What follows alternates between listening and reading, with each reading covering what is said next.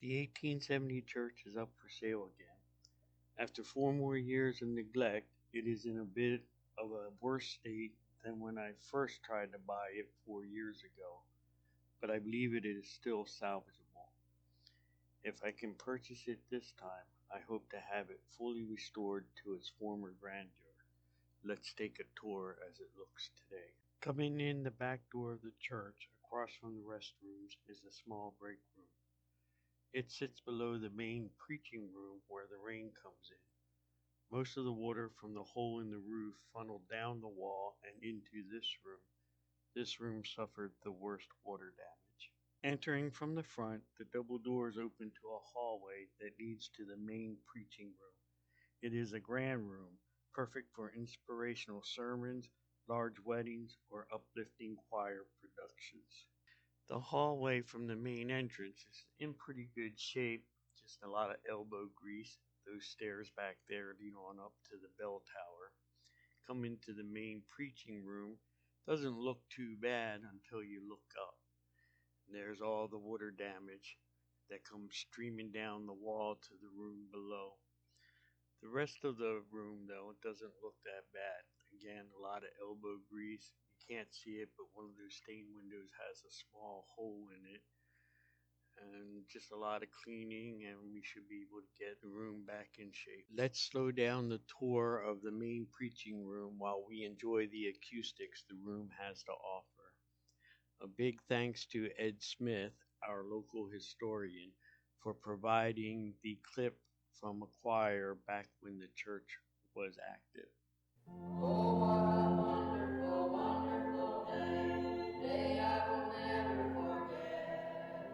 After I wandered in darkness away, Jesus, my Savior, I met. Oh, what a tender, compassionate friend. He met the need of my heart. Shattered this valley with joy unfailing. He made all the darkness depart. Heaven came down and glory filled my soul. When at the cross the Savior made me whole. My sins were washed away, and the night was turned to day. Heaven came down and glory filled my soul. Leaving the main preaching room, we take the stairs at the end of the entrance hallway that lead up to the bell tower, but we get off on the second floor. The balcony overlooks the main preaching room. It needs cleaning up, but it is in good shape. Behind the balcony is a smaller preaching or Bible study room. Except for peeling paint, it is in very good shape. We end our tour inside the church halfway up the bell tower on a small platform where we can look in to see the skeletal structure of the ceilings. As you can tell, the solid heartwood planks, original from 1870, are in fine condition and show no signs of deterioration. We decided not to go on up to the bell since there is a barn owl that stands guard. Visiting the bell will be for another day.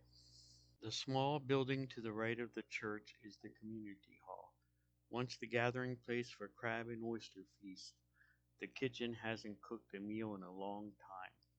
The building itself is in fair shape and no water damage inside. Inside the community center, the main dining area looks all intact, pretty solid. On the other side of those coffee pots is the kitchen.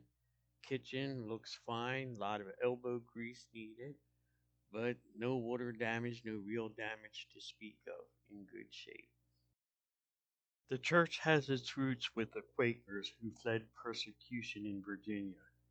Through a series of deaths and ownership changes, by 1847, the Maddox Church, further up on Main Street from the present location, as pictured circa 1904, aligned itself with the Methodists.